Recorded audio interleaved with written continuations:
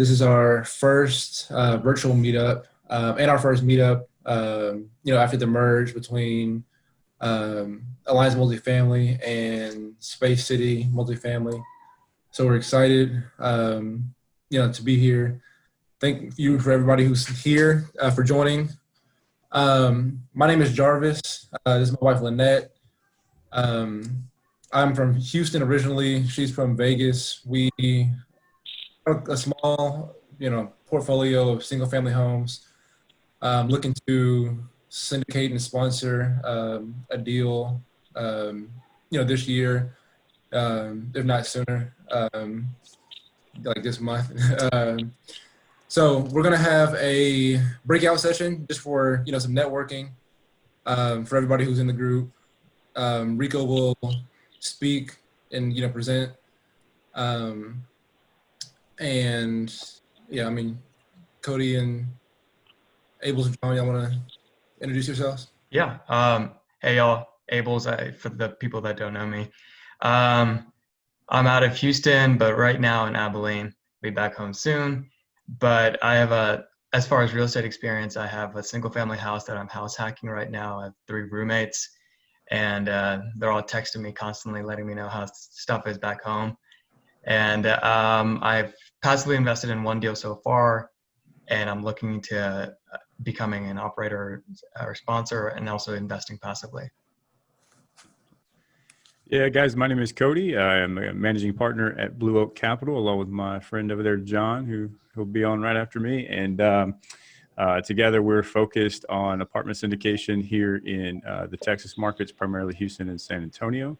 I'm a passive investor as well in Phoenix, Arizona. And I've been in the single family space for, give or take 10 years, but made the transition to multifamily last year. So we were the formal host of as Jarvis mentioned, the Space City Multifamily Meetup here in Houston, and we're excited to combine our meetups with Jarvis, Lynette, and Abels, and looking forward to really I wish we can get back out there in public and meet people face to face, but Yes. This will do for now. And then John and I also host the Prosperity Through Multifamily Real Estate Investing podcast, so definitely check us out there. And John, I'll turn it over to you. Hi, John Beatty. Nice to meet everybody and see everybody tonight. As Cody said, I am a managing partner in Blue Oak Capital, and we are focused on Texas and San Antonio in the multifamily market. I originally from Tennessee, but moved to Houston. I'm an oil trader, and our focus right now is effectively on kind of Class B and C assets in the Houston, San Antonio market. I've got a little over 2,000 doors now passively. In apartment units, mainly in Texas and California, and we're excited. And we just started the podcast, so Prosperity Through Multifamily Real Estate Investing. Check it out. It's on iTunes. This is a shameless plug, by the way.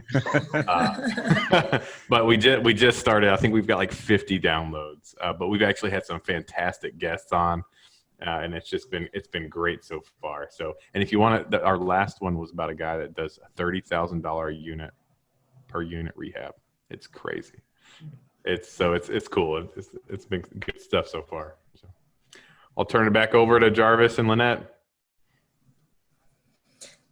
Yeah. So I guess, I don't know if Cody, you still want to do the breakout rooms, since there's about 13 of us here. Did you still want to do breakout rooms? I figured let's just keep it with here. It's a smaller group right now if you guys want, and maybe if everybody's comfortable with coming on and just introducing yourself and tell us a little bit about where you're at, and we'll just keep it like this.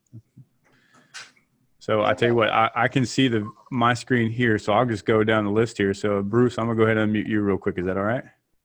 Here we go. There you go. Go ahead. Hey guys, from Waco, Texas. I'm in construction management, and then I have a few single family rentals. Looking also to get into multifamilies, hopefully in the near future. So it's nice to meet all y'all. As well. Welcome, man. Welcome. All right. Next we have Katie. Oh, hey. So we are beginning multifamily investors. We've been single family, we've done two flips and looking to jump into the multifamily. We're actually out of the Casey area. So right now we're just kind of networking all over, just to kind of hear groups, join in, hear what's going on, plug in where we can, and just kind of gain knowledge. We aren't necessarily set on KC as our market, but it's the one we probably know the best. So right now we're kind of starting there, but looking forward to just getting to know everybody. Yeah, absolutely. Katie, you said Kansas City, right? Yeah. Excellent. We interviewed a really awesome guy out of Kansas City, Logan Freeman. I don't know if you're familiar with him, but haven't ran across him yet, but I'll yeah. Maybe afterwards we'll get you hooked up with him. If you're in Kansas City, I'd recommend hopping over and just Google him, Logan Freeman, and pop in with him. He's a buyer broker, so I'd definitely hook up with him. Yeah, thanks. Yeah. All right. Next we have, this is Ms. Janelle. Oh, Hi. there you go. Hey. Yes. Excited to be here amongst you guys. I'm new. This is my first time being here. I am native Houstonian, business consultant, and insurance agent. I help individuals and business owners protect their assets. So I'm here for you as business owners to protect your, interest in mortgages and, loans and things like that. And then as well as, from a standpoint of the PNC side as well. So I'm glad to be here. Would love to be a resource to you all. If you don't have an agent, please, keep me on your radar. Please reach out to me. That's awesome. Thank you. Welcome. All right. Let's see. I'm going to go to Greg now. Hey, Greg. Hey, guys. Greg Kelligeri. I'm in the Houston area. So I've done three passive investments, and I've got a small slice of the general partnership on 2 other deals. Haven't done lead sponsor role yet, but looking to get into more deals as a general partner this year. Background is in oil and gas. Excellent. Welcome, Greg. Welcome. All right. Next, we're going to go to Junius.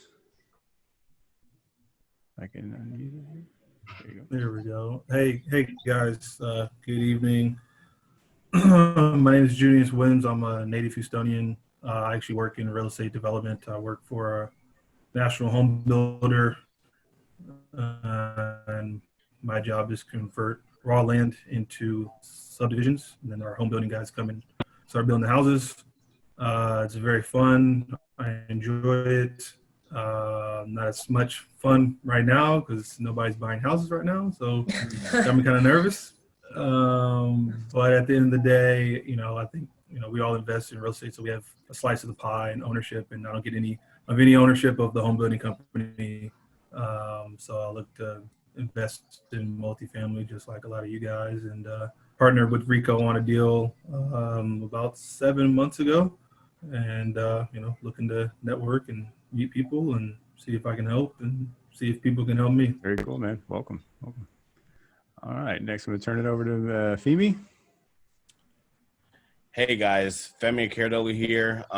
So born and raised out of Houston. I'm an oil and gas consultant. So got my first property in Katy, 4-bedroom last year, and really trying to just get more information and kind of network with other people regarding the multifamilies. Really got other people that are interested in multifamilies, but I kind of want to network and rub shoulders with other people that are trying to get into it too. So glad to be able to join this meeting, just kind of pick other people's minds and see how I can possibly help out too. Cool, man. Welcome. We're being overtaken by oil and gas in this meetup. John, Abels, Greg, Mimi. All right, we got Nico. Let's see. Hold on. Can you hear me now? Yeah, there you go. Hey. All right, so here's my video. So I'm not showing myself, because look how creepy it looks. I don't want to freak you guys out.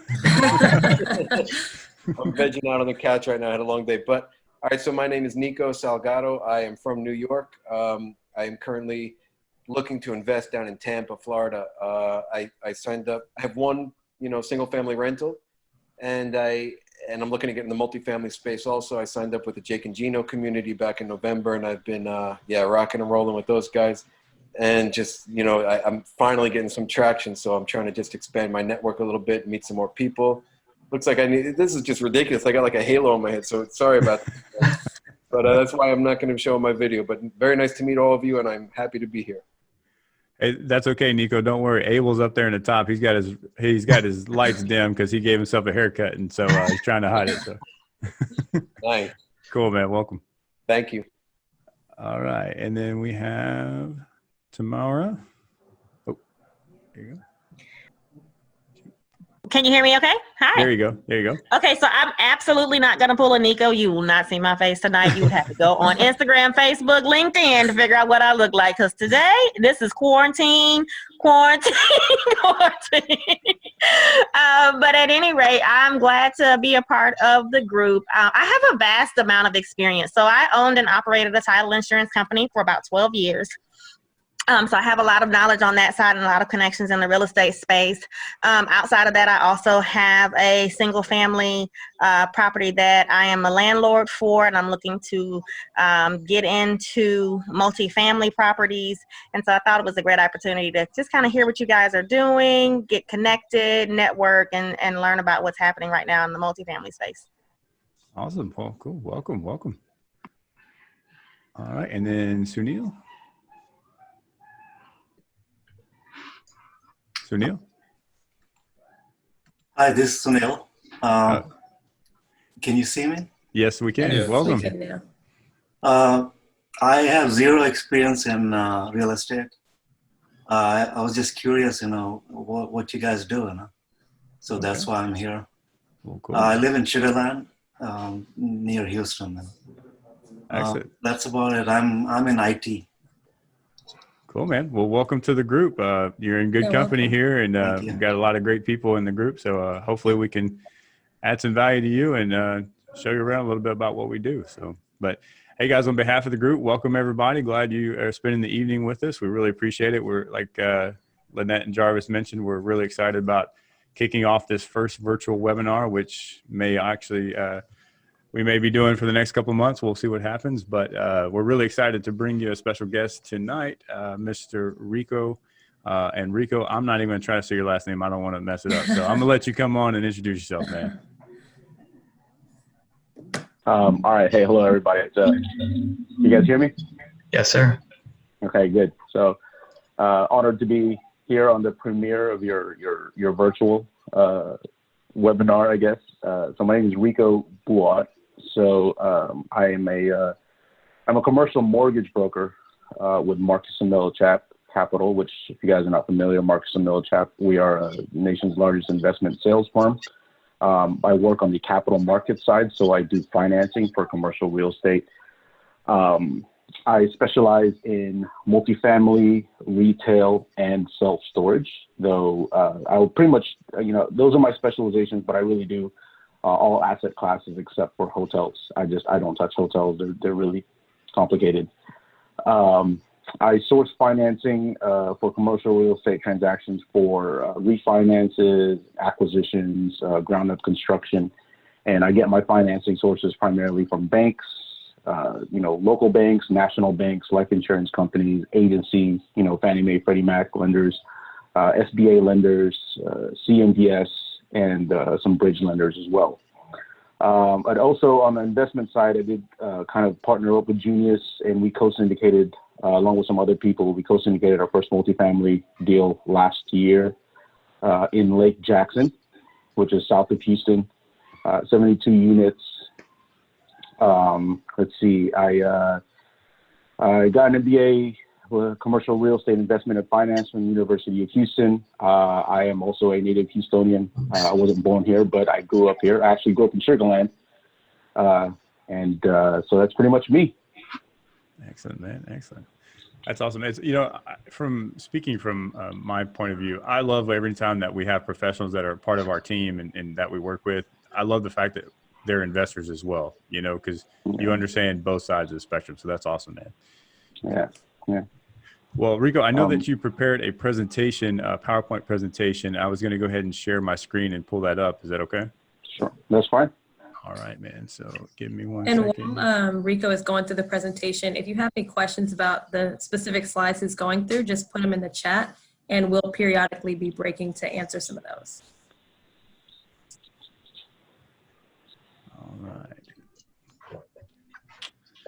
All right. Let me know if you guys can see this. There we go.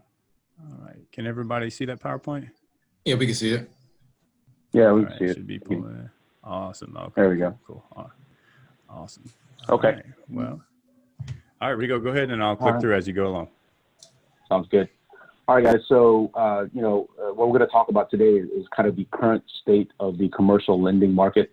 I'll tell you right now that if this presentation had been given maybe 2 months ago, this would be a very different presentation. But as maybe you all know, a lot has happened just in the last 2 months alone with the whole COVID-19 situation. So we're going to kind of go through how a lot of that has affected what's going on right now in commercial real estate lending. So the first thing on there is introductions, but I've already introduced myself. We're going to talk about kind of the effects of COVID-19 that we're seeing right now in the commercial real estate lending industry. We're going to talk about what lenders are still in play. And then we're going to talk about the new requirements from Fannie Mae and Freddie Mac. And then we're going to top it off with what kind of trends we're seeing both from my office and just from what we've seen from talking to people in general. So you can go to the next slide. I said that's me. That's with a decent haircut. So I already talked about myself, so we don't have to go through this. So we can go to the next slide. Unless you... Hey Rico, real quick, on your lapel on your picture, is that for the Marine Corps? Yes, sir, that is correct. I was in the Marine Corps from 2008 to 2012. Awesome. Hey, man, I want to thank you for your service, man. Appreciate that. Yeah, thank you, guys. Thank you.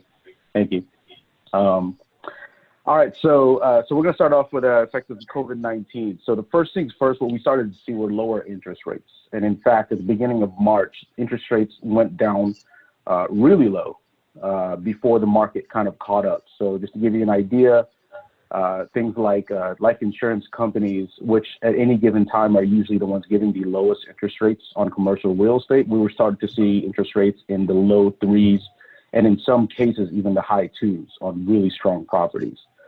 Agency rates at that time were probably in the mid 3s, and then the banks started to come to dip down into the 4s. But what happened is as things started to kind of progressively get a little bit, I don't want to say worse, but a little bit less desirable, the lenders kind of caught up and they kind of started to bring their rates up just a little bit to kind of mitigate their risk. So right now, what we are currently seeing on the agency side for Fannie Mae and Freddie Mac, we're starting to see interest rates of in the high 3s, maybe low 4s. Life insurance companies are still in the high 3s, and the bank rates are still anywhere from the low to mid 4s. Which are still, despite everything that's going on in the world right now, these are actually still some pretty good interest rates. But a lot of lenders have completely taken themselves out of the market, but more than 50% of the lending community is still lending. For the ones that are lending, they are implementing some very strict underwriting guidelines. So, right now they've implemented lower LTVs. So lenders who might have otherwise gone all the way up to 75, 80, they're probably now sitting more at 70, 65. All lenders are pretty much instituting higher debt service coverage ratio requirements all across the board. Whereas before, 1.25, 1.3 was kind of the norm. Now a lot of these lenders are bringing them all the way to like 1.4, maybe 1.45. Now, everything I'm giving you is very broad, right? Everything is still kind of on a case-by-case basis, so there's always going to be some exceptions to these. Generally, strong, stabilized properties are all that lenders are looking for right now. They're all looking for financially strong borrowers in terms of net worth and liquidity. Now, don't get me wrong. These are things that they were looking for before, but what I'm saying is now they're really more critical, and lenders are they're less willing to be adventurous when it comes to underwriting deals. What we're also seeing is lower rent collections. Of course, in terms of asset class, some asset classes are getting hit harder than everyone else. hotels and retail are being hit the hardest right now. I think retail, in April collections, the average was about 50%, around the 50s. Multifamily is still kind of in the 80s to the 90s% of collections. But of course, a lot of people were still working in March. So, April didn't look all that bad. I think right now everyone's kind of bracing for what May is going to look like. And of course, because of that, lenders are being more scrutinizing of some some asset classes than others. No one's doing hotels right now. Retails are still being done on a case-by-case basis. And for the most part, multifamily, industrial, and self-storage are a little bit more shielded than the rest. They're a little bit less impacted, and that probably has to do with the fact that these asset classes are a little bit less tied to discretionary spending. And of course, it depends on what kind of multifamily, right? I mean, you're talking about workforce housing, Class C. These are places that people have to live in. Maybe the fancy high rises are probably being hit a lot more. And the last thing that I put on here is I put the human component. And the reason I put that on there is because a lot of times when we start talking about rent collections and LTVs and financing and income, we sometimes tend to forget that there's a very real human component into what's going on right now. A lot of people are going through some tough times. It's a very real health issue. And if you have tenants that are not paying or unable to pay, it doesn't mean that they're bad tenants. It just means that they're going through some tough times right now. So, as a mortgage broker, for example, the way the conversations that I have with people, with property owners, are a little bit different now than they were before. I, on average, make 200 to 250 calls a week. And whereas before, my conversations would be more like, hey, let's talk about that refinance. What's going on with that property?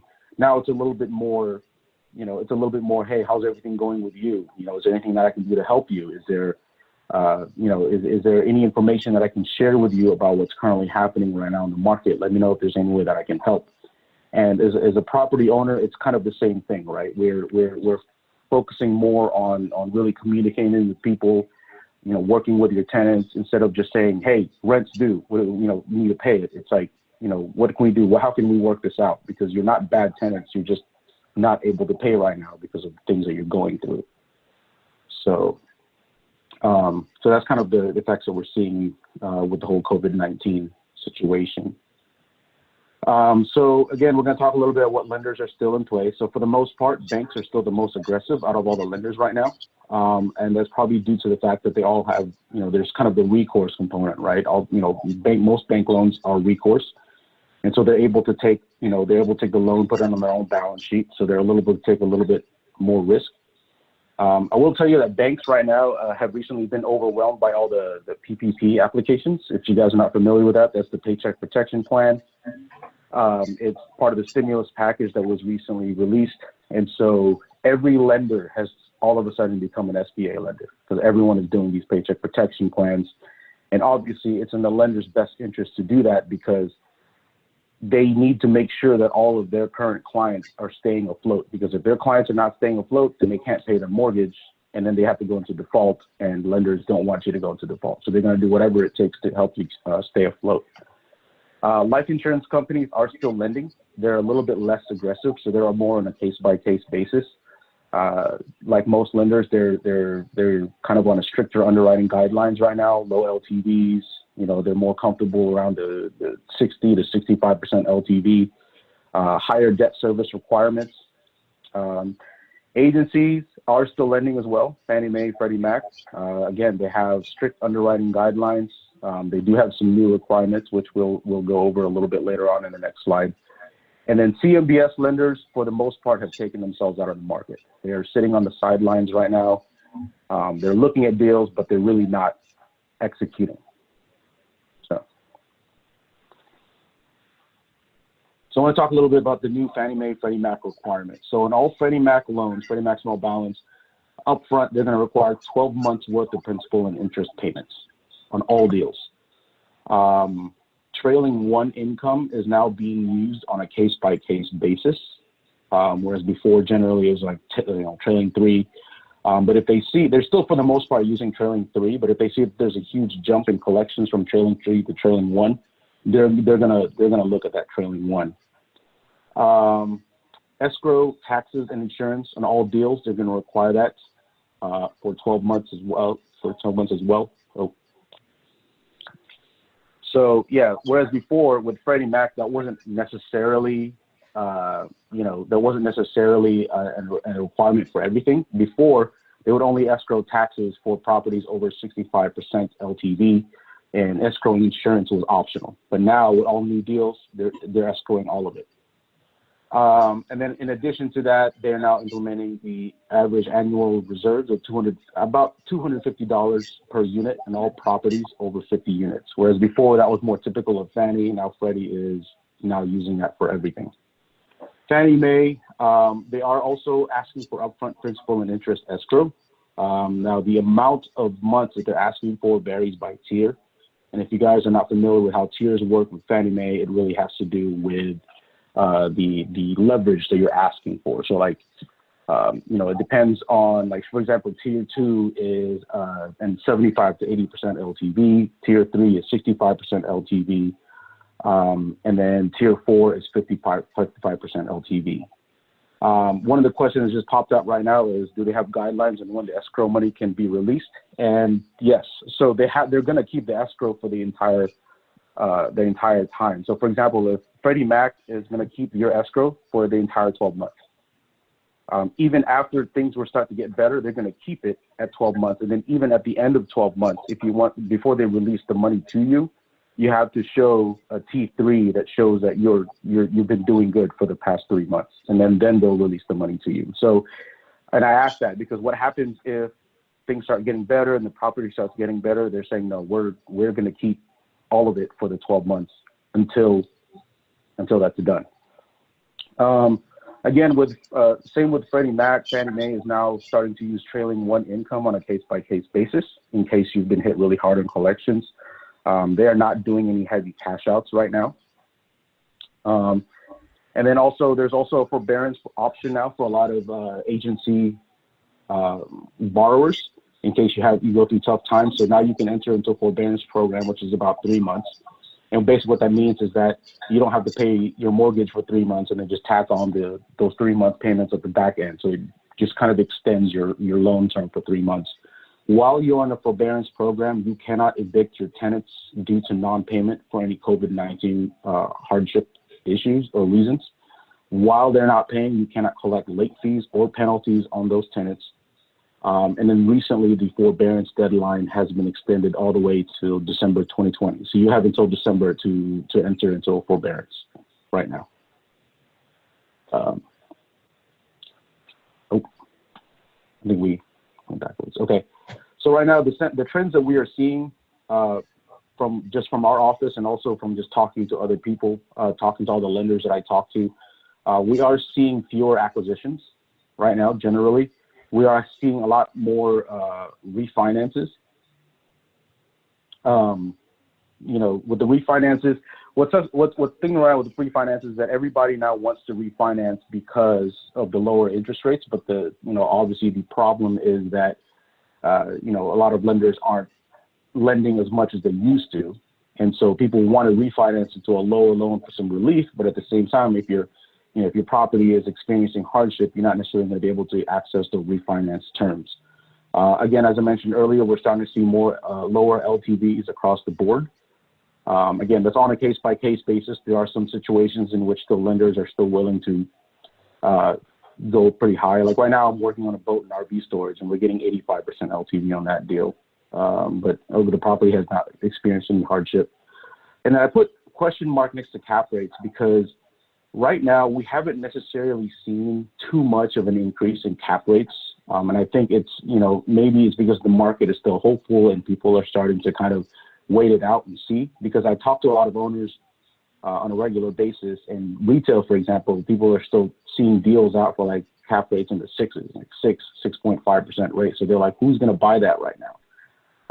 And I think kind of what we're waiting on is that we're still kind of want to wait and see before we start increasing cap rates. People want to see what May really looks like. How long is this thing really going to drag on? And basically, from what we've been seeing, if this continues to drag on any longer, then those cap rates are going to have to start going up just a little bit because, properties are you know, they're going to start to lose a little bit of value just because the rent collections are a little bit lower. Rico, And can so, you say really quickly what the cap rates are? what a cap rate is, or what we're seeing? What a cap rate is. Okay, sure. So a cap rate is basically the relationship between a property's net operating income and you know, the property's value or its purchase price. So, you know, the way you calculate cap rate is basically you take a property's net operating income, you divide it by the value of the property, or you divide it by the property's purchase price, and the percentage the percentage that you get is the cap rate. Likewise, that's the way you can also determine the value of the properties. You take the property's given net operating income, and you find out what you determine a cap rate that's determined largely by the market that it's in. You take that cap rate, you divide it by that, and whatever number comes out is the value of the property or the purchase price. And so when I say that when cap rates start going up, it generally means that the property's values start to go down. So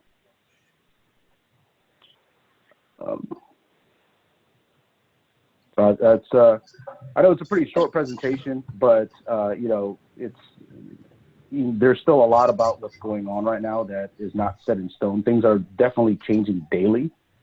You know, kind of what I gave you is a brief overview of what we're seeing currently. Things could change next week. They could change next month. But, you know, I have my contact information up on the screen, so you guys always feel free to give me a call, reach out to me if you have any more questions about what we're currently seeing. So where do you see everything going in the next few months or a year for that matter? Do you see a lot more markets, you know, a lot more properties going to come to market? Do you think people are going to hold on to them? Do you think people will lose them? I know it's kind of early on. Like you said, a lot of the cap rates are still stable right now. What are you projecting? So I will say that there's probably going to be a lot more people. Now, of course, this is just from what I'm seeing. Like I said, anything can change at any time. But I do foresee a lot more people kind of holding on to their properties in the short term or in the next few months. One, because they want to do a little bit more of a wait and see and figure out, you know, what's going to happen in the market first before I go and sell my property. And two, you know, if collections start to go down, if collections start to diminish a little bit, then people are going to start to find that putting their property on the market right now with lower collections, they're not going to be able to get maximum value for it. You know, because your property is not in the best shape that it could be. So what I see people are probably going to do is that their collections in May are really low, then they're probably going to start focusing on putting out that fire first, right? They're going to start bringing, because then, you know, you're not going to be able to put that property on the market for a really good value if your collections are low. So they're going to start putting out that fire. They're going to try to get the property back into shape. And then once all that starts happening, then they'll probably consider putting it out on the market. So Rico, when you say collections, do you mean in terms of homeowners paying mortgage? Is that what you're referencing? Oh, no, I'm referring to tenants paying their rent. Oh, tenants paying the rent. Yeah. Okay. Yeah. Okay, gotcha. I do have another question just while I'm at it. So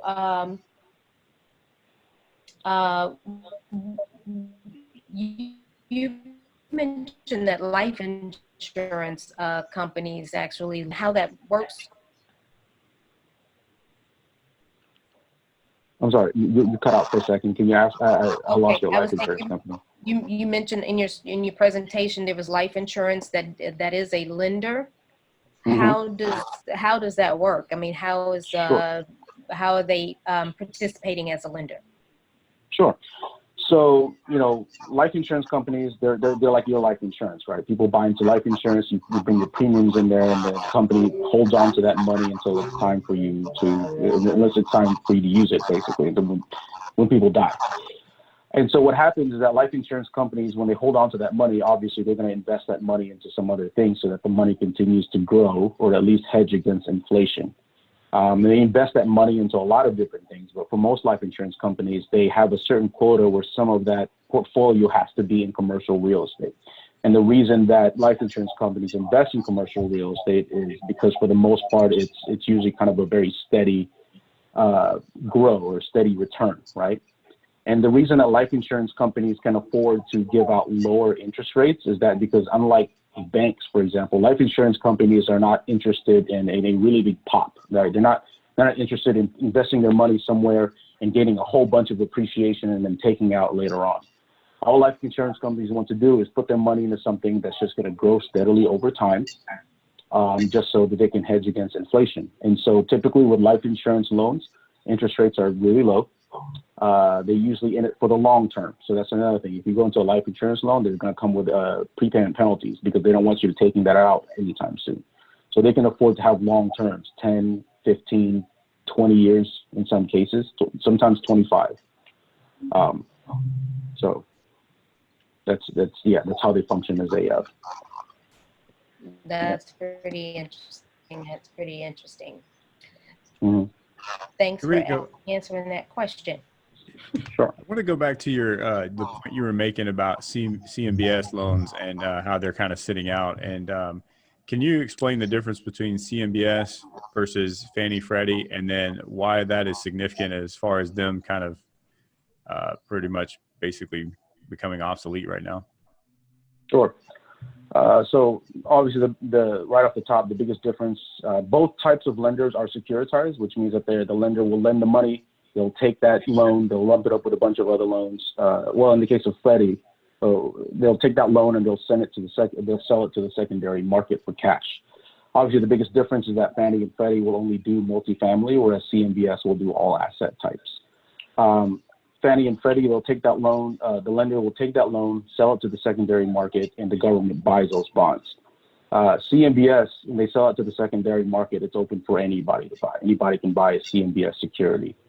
The problem right now is that, when the government is buying your bonds, you have a little bit more security in that someone's going to buy it for you. The problem with CMBS is that when it's sold in the open market, you're not always going to be guaranteed that someone's going to buy your bonds. And so if no one's buying a lot of these CMBS securities, then CMBS lenders get a little bit worried. And so they don't really originate loans anymore because they can't guarantee that someone's going to buy them on the secondary market.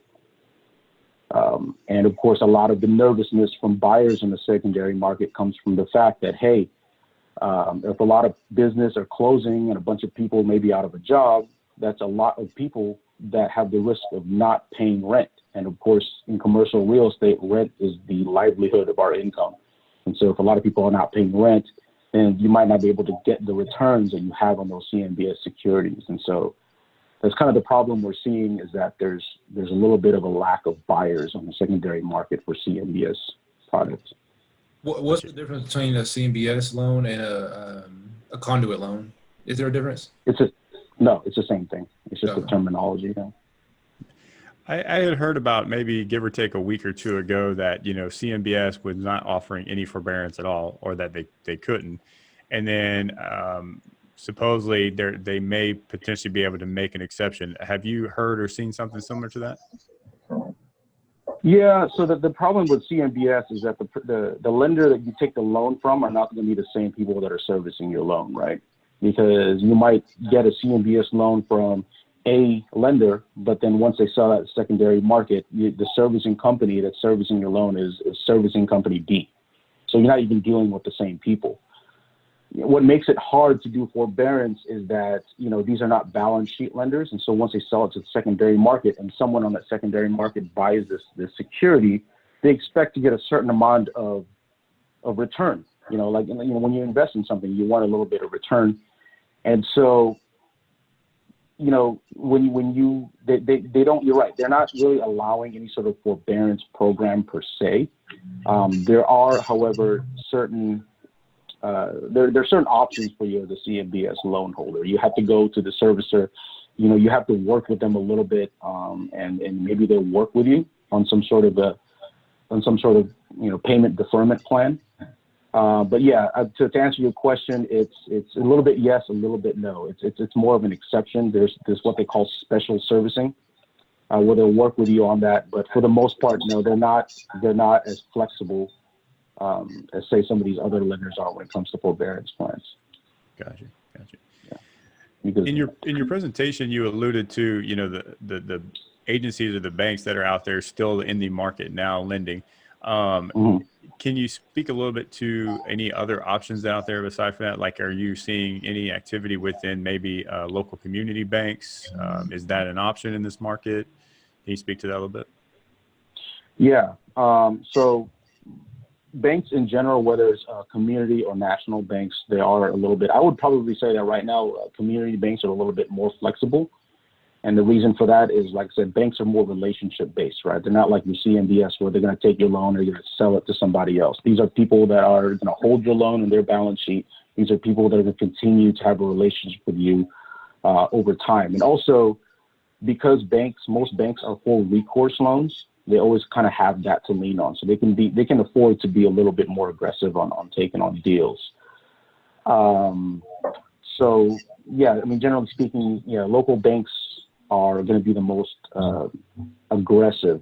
But as I mentioned in the presentation, while they may be looking for deals, a lot of them are right now being overwhelmed by these Paycheck Protection Program loans. And in fact, I'm working on a deal right now that I'm trying to get financing for, and all these banks that I go to are saying, hey, we like this deal. I just can't get to it right now. We got to finish all of these Paycheck Protection Plan relief programs. So. Rico, this is Tamara. Just a quick question. As a potential new investor and new to the multifamily market, with all the changes that are kind of happening and the impact that it's had on the banks, what would be your recommendation for someone that's looking to enter into the market? Is this something that we should kind of, sit back, take notes, learn, and be prepared to pounce once things are a little bit more stabilized? Or do you think that this is still a great opportunity for newcomers in the market to kind of seize some multifamily properties right now? In some ways, it's a good opportunity, because once you start seeing these cap rates go up, you're going to start to find that companies' properties are going to be a little bit more affordable. However, you are going to have, more than anything now, you're going to have a very strong net worth and liquidity in your team. You have to be prepared to put a lot more equity into your deals, because now that you're taking a full month's worth of principal and interest, you're going to have to put a lot more money into the deal. And you have to find a way in your underwriting to make that work. Also, if collections continue to dwindle in May, you're going to have to be prepared to go into a deal and do a lot of heavy lifting. And in that case, in one of those cases, it may not be, when it comes to financing, it may not necessarily be the best time for you now to get into a permanent financing situation, just because you may not get the best terms if the property has a lot of problems with it. What I'm seeing a lot of people do now is that they're seeing that properties are becoming a little bit more affordable, and they know that this whole COVID-19 situation is going to be temporary, and at some point the market's going to go back up. So they're going to do whatever it takes to get into that property now and ride that wave up. So I'm seeing a lot of people do bridge loans, in some cases hard money, which, by the way, you need to, I always caution people doing hard money because they're very expensive. But yeah, I mean, but if you can somehow make it work and you have a solid plan and you know exactly if this property has potential that's going to go up later on, then yeah, I see a lot of people trying to get into those deals now because they know that they can get it cheaper, let's say, and ride that wave up. So, but to answer your question, if this is like your first time doing it and you're just kind of trying to get into this industry for the first time, I would recommend that you either team up with people who are experienced and having done this many times before kind of being adventurous, because right now it's going to be a very adventurous kind of project for you to get into the industry now with the way things currently are. Thanks, Rico. Rico, just to go along with Tamara's question, I know you're a man with many hats, right?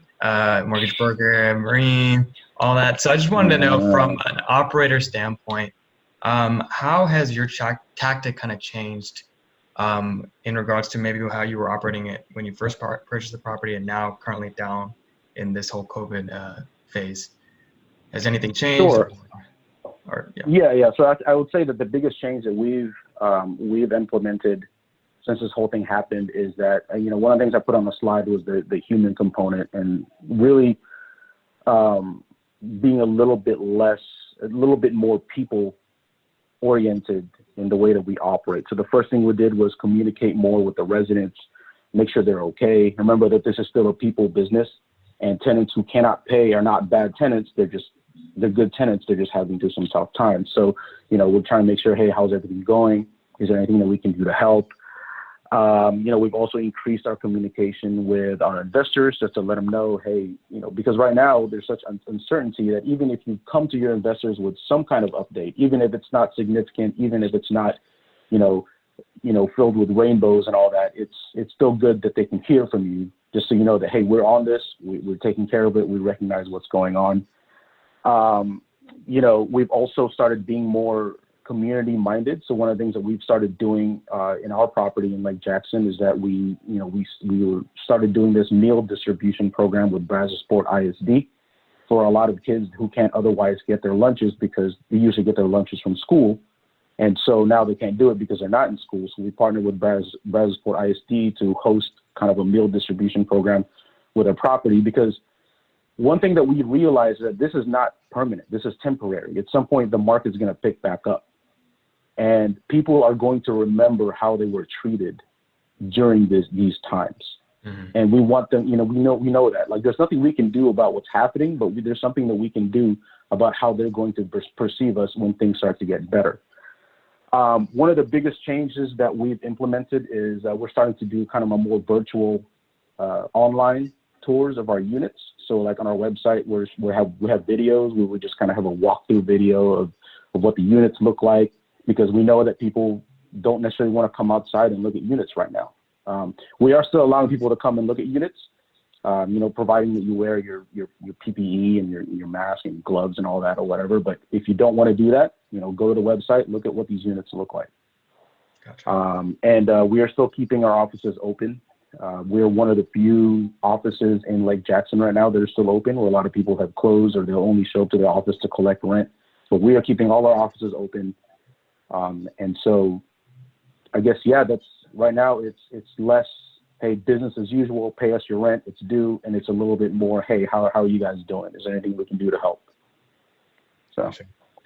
And then you said you were also like reaching out to your investors as well. So like when is there anything that you're doing in terms of stress testing your property just to let them know, hey, if this were to continue for, 6 months or 12 months, what would be the case?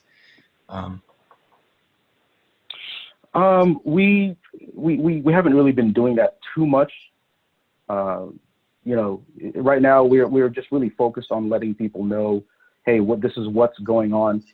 We don't really want to go into this thing where, you never know how something like that's going to be taken by your investors, right? So if you say, hey, look, if this continues, this is what's going to happen. And then depending on who's reading that, they're going to be like, it's going to scare them. Like, oh my God, does that mean that it's going to continue for the next 6 months? Am I going to get my distributions? And besides, the fact of the matter is no one's really going to know. And not to say that we're not trying to predict for it or to plan for it, but it's one of those things where you just don't really need to share those things necessarily, because it'll just scare people for no reason, because this thing could turn around any minute now. So. Hey, Rico, I wanted to, and I'm sorry to kind of bounce around here a little bit, but I wanted to go back to those funding options again. And I was talking to another lender about 3 weeks ago, somebody that does a lot of HUD financing. And they were mentioning that, there's a strategy right now of some people may be utilizing bridge debt to secure an asset and then turn around and refinancing it with HUD financing. Have you seen any of that on your side, or do you have any opinion on that? Yeah, so I was just saying earlier, the concept of taking a short-term loan now just to get into the property and refinancing it later on is something that we're starting to see a lot more of, and I think it's going to be a little bit more common. As far as HUD loans, I can't speak too much about HUD loans. I don't really do HUD loans. I've never done. All I know is that HUD loans you get really good interest rates, but they take a very long time to close, and they take a lot of knowledge and know-how about how to do HUD loans. But yeah, as I was saying earlier, once these cap rates start to go up a little bit and people start to kind of lower their prices on the properties, yeah, you're going to see a little bit more of people really just doing whatever it takes to get into that property now, knowing that this property is going to turn around later on and increase in value. And then at that point, you can refinance it for some really good terms. Thanks, man. So, by the way, if you guys, if you see all this background, I'm hijacking my son's nursery. This used to be my office until I became a father, and so now it's no longer my office. It's now my son's room. But he doesn't care while I'm here during the day. So, well, welcome to parent life, Rico. Yeah. That's one of many sacrifices you had to make. Yes, sir. Yes, sir. And speaking of, I see Junior's down there. He's got his future business partner there. There he is, little Junior. Rico, all that is reinforcing that the sky's the limit, man. There you go. There you go. Yeah, there you go. That's exactly what I was trying to teach him. Hey guys, for any of those who are listening, if you do have any questions, feel free to come on the screen. If not, you want to chat, type it in the chat box. We're definitely watching that, so we can make sure that we could get that over to Rico. But feel free to speak up. All right, Rico, I've got one. Oh, sorry, I'm here. Just letting my dog in. Oh, no worries. So Cody and I were looking at a deal the other day, and we were talking to some lenders, and they used the term pre-review market.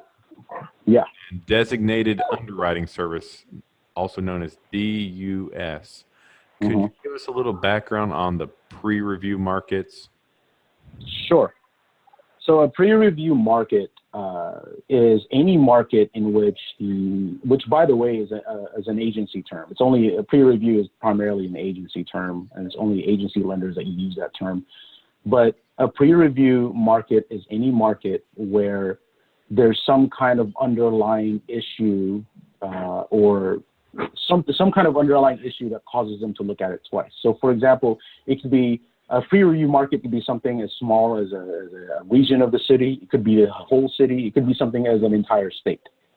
And basically, a pre-review could be anything from where maybe the market is really small, or maybe the market has a really high crime rate, or like in the case of Houston, it's a market in which there's one underlying economic driver that pretty much ties everyone together. So, for example, in Houston, no matter how much we've diversified so much in the last few years, we're still heavily tied to oil and gas, right?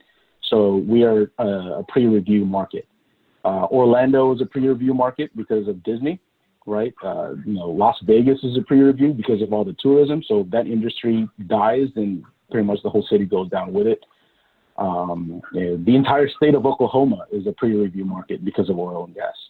So that's basically what a pre-review market is. Now, what that means is that, so when you hear DUS, D-U-S, it stands for Delegated Underwriting Servicing. What a DUS lender is a lender that has been authorized to do deals and approve deals on behalf of Freddie Mac or Fannie Mae, meaning they can go ahead and look at a deal themselves, they can put their stamp of approval on it, and they'll go ahead and get it done.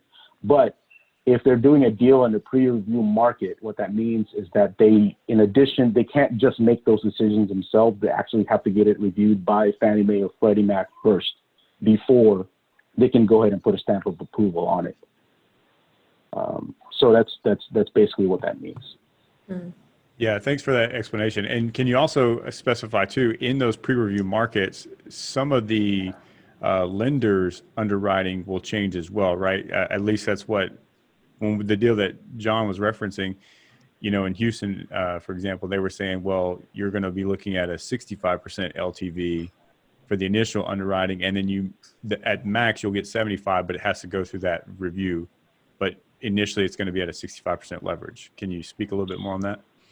Yeah, that is generally correct. Yeah, so if you're in a pre-review market, a lot of the underwriting is going to be, they're going to be a little bit more conservative. But to answer your question, sometimes it'll go up, sometimes it'll go down. You know, sometimes they might pass it through the agencies, and they might look at it and say, okay, we'll approve it for this much. And your lender is also, I mean, if it's a good lender, they're gonna fight for your ability to get the highest loan proceeds possible if you need it, because they want to save that deal. But sometimes it'll also go down. They might say, okay, you know, our initial underwriting says we're going to give you 80%, and then they take it to FREDDIE or FANNIE and they say, no, you know, this is a little too risky. We're gonna retrade it down to 75. So, but it's just one of those things that can change either way.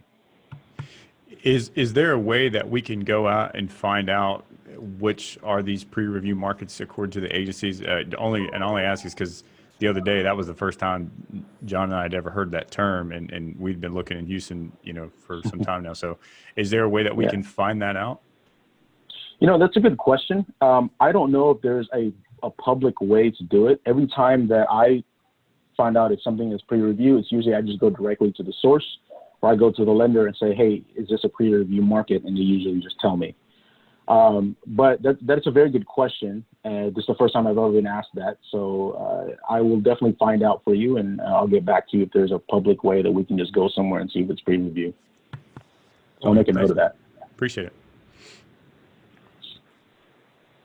In regards to the cash reserves, is there something that we can do on our end? Like, say we're trying to buy a property this year, next year. Is there something that we can do in terms of, you know, liquidity or outside of liquidity or whatever to kind of make our deal more appealing to the lender? I know a lot of it is based on the property itself and your team's experience, but. I mean, generally speaking, the best way to make your deal more appealing to lenders is just, I mean, you're right. I mean, a lot of it is based on the property itself.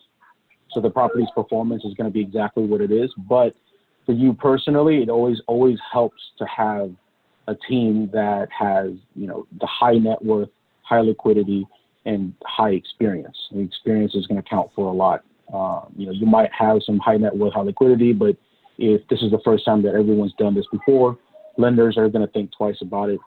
Obviously, it helps to have a property management team that is also just as experienced. That's another way too. You know, if you are working with a team where there's not necessarily a lot of experience to go around, you can mitigate that by hiring a third-party property management that is experienced in doing this. So to make your property more appealing, it's really just boils down to the fundamentals. The property's got to be good, the borrower. And in fact, depending on who you talk to, there are a lot of people out there that will even argue that the sponsorship team is more important than the property itself. Because there's a lot of people out there that will say that a good property sponsorship team can make a bad property good, or a bad sponsorship team can make a good property bad. So. Thank you. But also, it also helps if you have a really good mortgage broker working for you. You know, in your team. Plug in there real quick. Yeah, I had to put that in there. So, because, you know, really, that's what your mortgage broker does, right? He negotiates with the lender on your behalf, and it helps them to see merits and values in certain things that might not always be evident at first sight. So.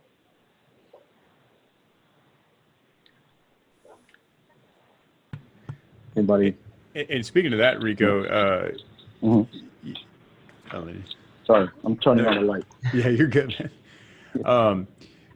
You're servicing as a broker, so you're able to look at all these different lending options as a broker, right? As opposed to somebody that may be direct FANNIE FREDDIE, and so you know, maybe those who are out there looking for different types of lenders to work with, you know, it's important to maybe differentiate who you're working with, right? Who has those options versus those who are not. So, anyway.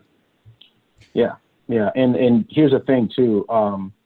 You know, there's like the agencies, FANNIE and FREDDIE. There's many lenders out there that lend in commercial real estate that don't deal directly with end users, and so if you're not working with a mortgage broker, there are a lot of lending sources that would not even be available to you as the borrower. So That's kind of where the value is.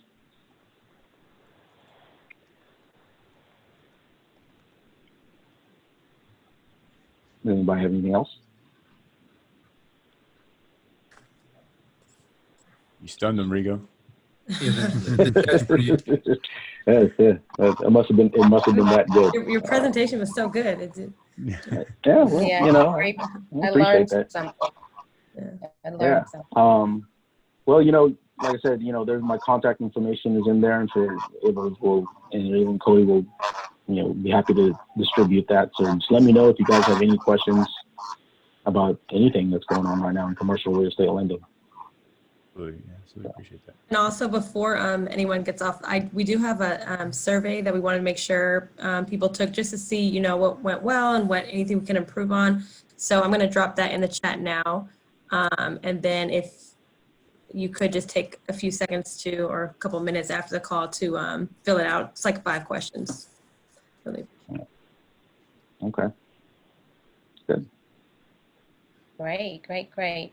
How often do you all congregate or meet? So this is a monthly meeting, and normally we're here in Houston, so normally we're live and in person. But this is it's usually the last Thursday of every month. We wanted to make sure to get this one in as soon as possible. But next month, I think it's gonna be back on the last Thursday of May, which I don't have the exact date in front of me, but I think it's the 23rd or the 30th. 28th. 28th, yeah. So yeah, we'll definitely, if we have to go virtual again, we'll definitely, you know, make sure to communicate that early on and send that out, and you'll see that communication coming out quite a bit. So yeah, actually, I like this format a whole lot on the virtual side. Everybody's got, I mean, we've got the chat on the side. Obviously, we've got the screen sharing. Everybody can clearly see the screen versus in the back corner of the room. And then everybody can ask a question and actually hear it clearly. And the one cool thing was, like, the fact that we have people from New York and Kansas City that. Yeah, that was really great. I was gonna say, if you could start meeting in person, I would be we have a question also. Where do you guys usually meet? So this is our first meeting as a combined group. Alliance Multifamily was meeting at Madison Title in the Galleria, and Space City was meeting not too far at a local bar or like a pub. So our in-person meeting, we're projected to be at the same location as the pub, which we can send out a invite to you. Who asked this? It's called Jake's Sports Bar. Yeah, Jake's Sports Bar. Yeah, it's a big space, so it's very it's nice. Inviting. Yeah, we have a Meetup app. If you join that, we'll send updates on the location, time, date, speaker, and everything, as well as for this this chat as well online. So it's called Alliance Multifamily or Space City, where we both have them both up. Yep, but it's Jake's Sports Bar, 7 p.m. last Thursday of the month, typically. Wow. But I have a feeling we're going to be meeting online next month. Yeah. So Katie, please come back. I will. Hey, and I want to give a shout out to Dion. Come from Beijing. Nice seeing, reading timing correctly. I thought it was 9 o'clock. He's in Beijing at the moment. Wow. We're international, guys. Dion, thanks for tuning in, man. We're going to advertise that. Really? International already? Yeah, sorry, guys. I totally read the time incorrectly. And anyways, yeah. You have I'm a good really excuse, though. Yeah, man. Hey, appreciate you chiming in, man. That's awesome. How are you guys doing over there in Beijing? Are you safe and tucked away? Yeah, everything's good. Everything's pretty much going back to normal. I was actually going to head back home, back to the States in January, but after things kind of really kicked off and picked up here, I just decided to hunker down and just wait it out, you know. So hopefully, I don't know, we'll see how things improve back home, and then that'll determine when I get back. So yeah, wow. Safe travels. Well, stay safe over there, man. We appreciate you, you know, chiming in, like I said, making time for us. Yeah, thanks. You guys do the same. Well, Well, I want to say I appreciate you guys letting me be a part of your group. I do plan to be an investor in the future for sure. I have two sons who they both were doing wholesaling, so I learned a little bit about the industry from them, and then I have friends who are real estate agents as well. And so, I mean, this is something I'm looking forward to learning more in my endeavor. And then certainly, again, I'd love to be a resource to you all, however I may be. So just keep me posted on your next event. Yeah, Certainly. absolutely. Yeah, Appreciate appreciate that. you. Yeah, appreciate that. And by the way, on the wholesaling side, it is picking up. I mean, it's kind of an unfortunate situation, but I've got friends that do this full time, and it's definitely picking up. And so it's just things are developing right now, but we're at 24 million unemployment claims right now, as the latest report at 8:30 this morning. Which is, I think that's right past the 2009 peak. So just kind of put that in the back of your head, everyone. Wow. I mean, occupancy and unemployment are correlated. Yeah. So, yeah. Buyer beware. It's a sad thing, and I just hope I don't know if those people have family to go live with, or what do they do in this situation? What are most people doing in this situation? Yeah, we were actually talking to our neighbor yesterday. They were cleaning up their spare room, basically, for their family to come in. So there's certainly more families living with one another, which is normal. And as a society, we normally live separately from our extended family, which is not as common in other places in the world. And so I expect we get a little bit more family time to put a positive spin on it. Yeah. Well, that's I'm hoping we'll get through this as soon as possible. Yeah.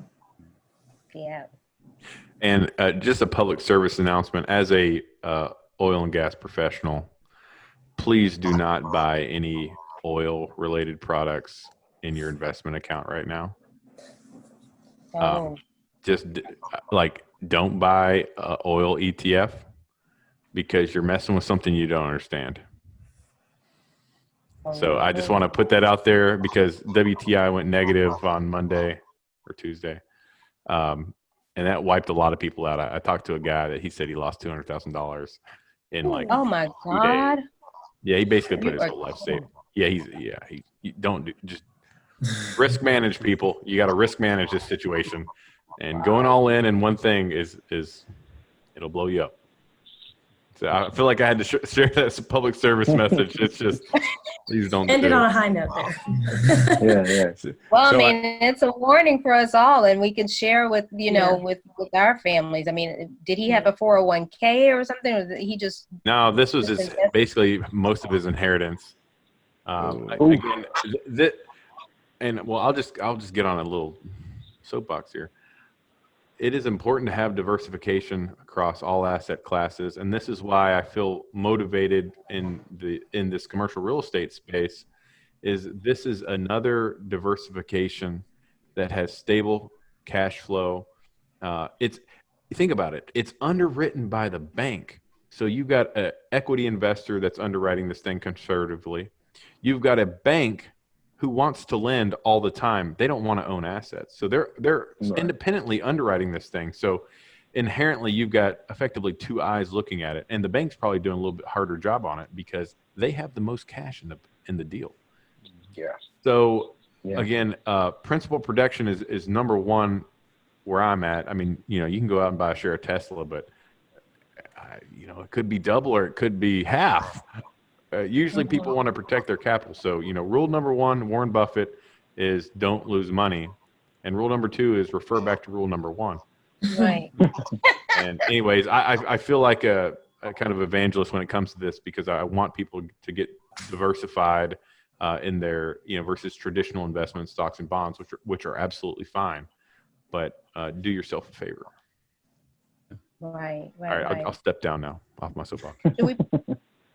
Should we post this on social media? Actually, we will upload this to YouTube. We'll send it out. Yeah. That's right. Yeah.